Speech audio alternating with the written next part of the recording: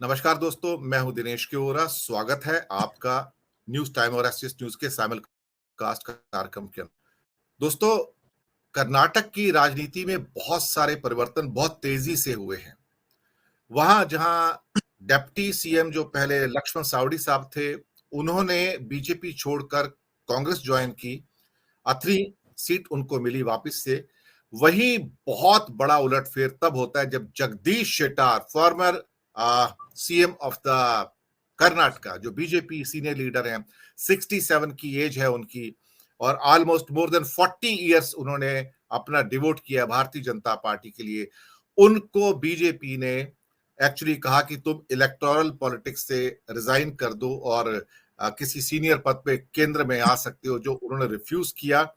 और ईश्वरप्पा से भी कहा गया था कि तुम भी बाहर हो जाओ, उनको भी बाहर किया गया। दरअसल शेटर साहब उससे पूरे के पूरे शेटर हो गए और अंततः उन्होंने मीटिंग करने के बावजूद भी जब उनको टिकट देने से बीजेपी की केंद्रीय समिति ने इनकार कर दिया, तो उन्होंने कांग्रेस ज्वाइन की। और मुझे लगता है कि जो लिंगायत नेता है बहुत बड़े, उनके 20-25 सीटें हैं जिस पर उनका बड़ा प्रभाव है, और इसके साथ बहुत बड़ी मात्रा में और भी कई बीजेपी के लीडर्स जो हैं कांग्रेस ज्वाइन किए हैं या इंडिपेंडेंट लड़ रहे हैं। स्थितियां कुछ इस किस्म की हैं कर्नाटक में अभी, जहां भारतीय जनता पार्टी के लिए परेशानी बढ़ती हुई नजर आ रही है। कांग्रेस के Siddaramaiah, DK Shivakumar strong footing पे हैं। खड़गे साहब भी वहां पर थे, खासतौर से जब जगदीश शेट्टार साहब ने ज्वाइन किया है कांग्रेस को।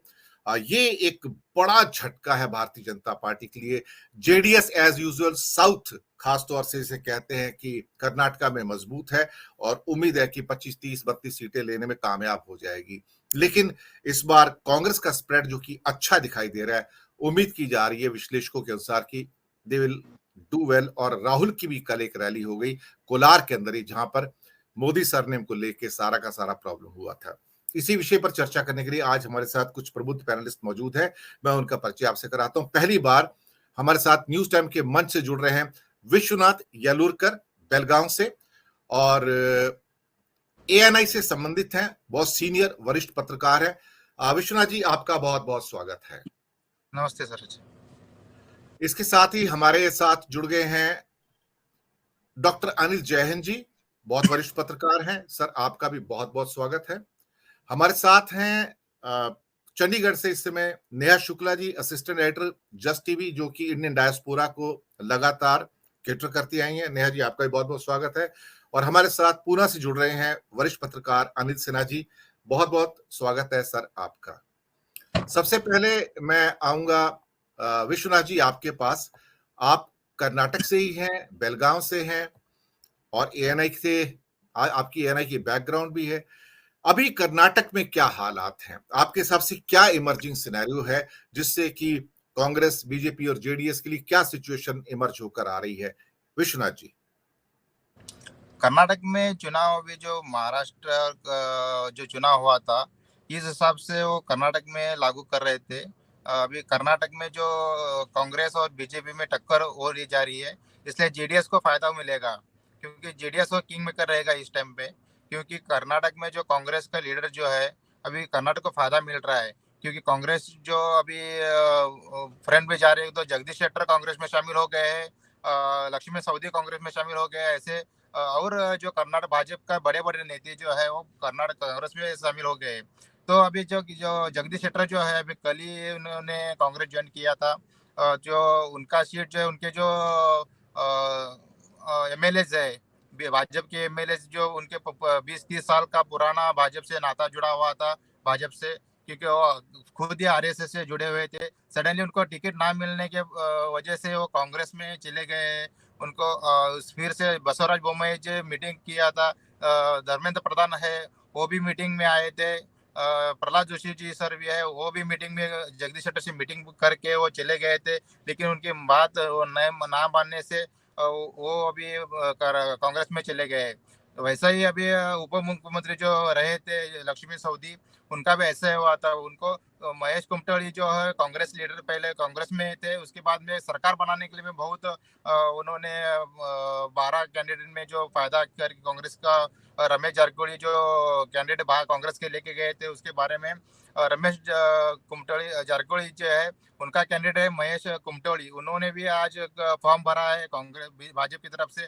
वो भाजपा का जो एरिया है कांग्रेस का, वो गट जो है तो लक्ष्मी सवदी है जो स्ट्रांग है अतनी में और लक्ष्मी सवदी स्ट्रांग होने के कारण भी वो उनको टिकट ना देने से भी महेश कमटोल को टिकट दिया है भाजपा से।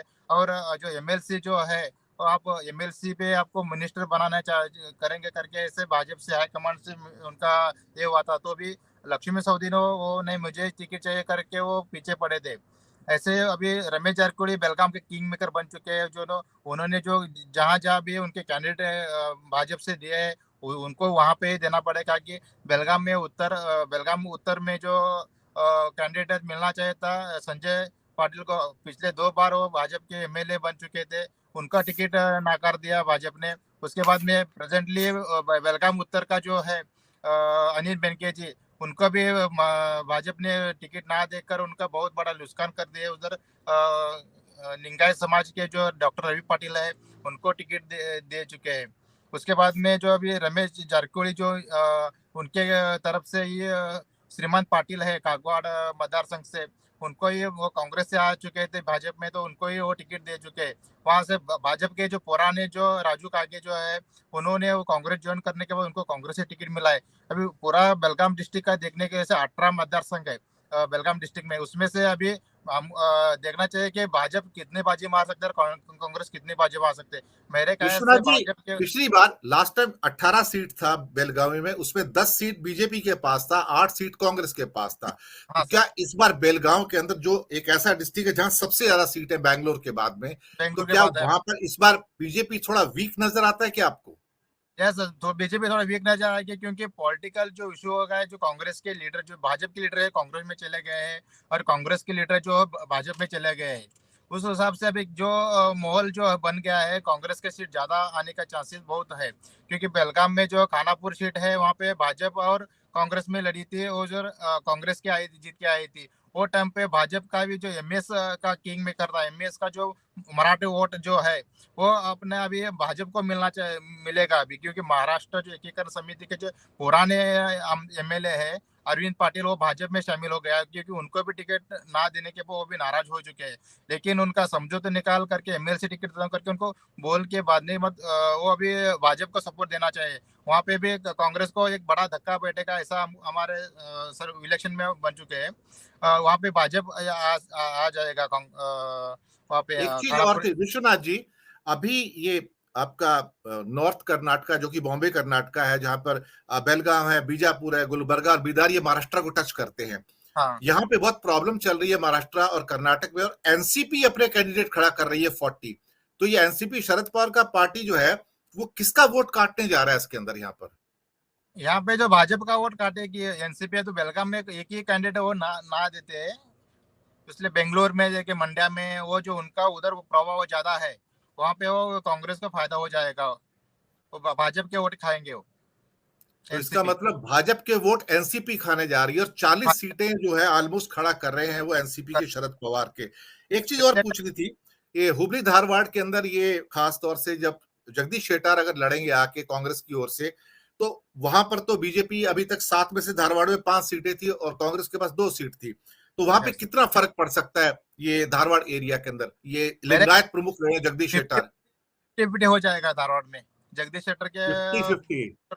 50-50 हो जाएगा, क्योंकि 3 या 4 सीट कांग्रेस को मिलना संभावना है अभी, क्योंकि जो जगदीश शेट्टर है उनका प्रभाव ज्यादा है हुबली धारवाड़ में।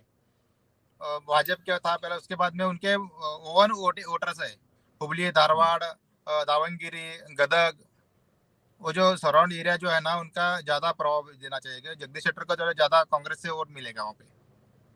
जी, एक चीज और पूछ रही थी, धारवाड़ के लेफ्ट में आपके नॉर्थ कैनरा भी आता है। अब नॉर्थ कैनरा, उसके बाद उडीपी और साउथ कैनरा, ये तो बीजेपी की कोस्टल बेल्ट है सारी की सारी। Yes. क्या नॉर्थ कैनरा में थोड़ा असर पड़ेगा जगदीश शेट्टर के आने से?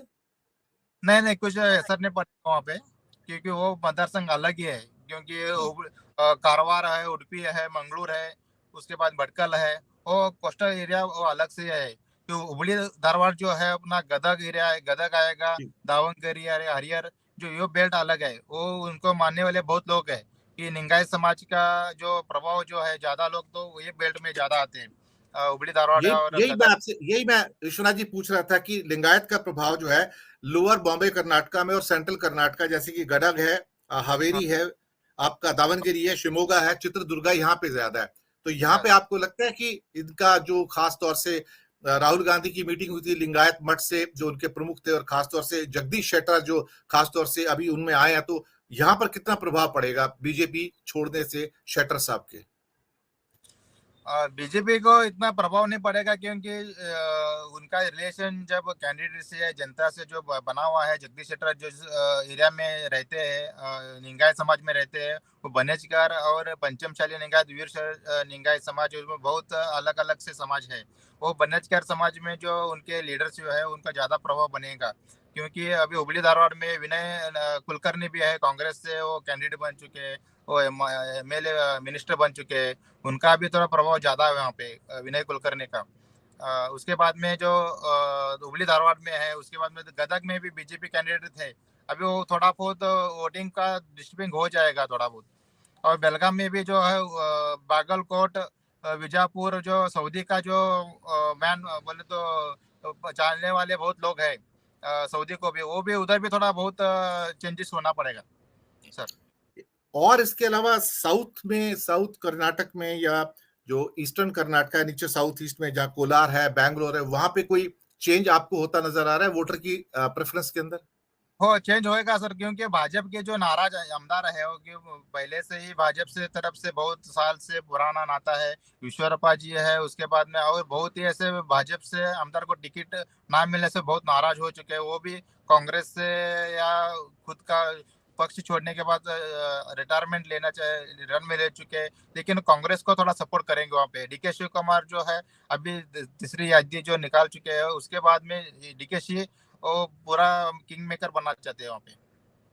जी, मैं आपके पास आता हूँ, बहुत अच्छी पिक्चर आपने बताई है। मैं अनिल जी आपके पास आता हूँ, अनिल जैन जी मैं आपके पास आता हूँ। आपने विश्वनाथ जी की बात सुनी, आप हमारे साथ बने रहिए, बीच में थोड़ी देर अगर आप ड्राइव करना चाहते हैं कर लीजिए, you can join back also अगर आपको कोई अर्जेंसी है तो। आफ्टर ठीक 20 है। मिनट्स और 20 minutes you can join back also, अगर आपको कोई अर्जेंट वर्क है आप जा भी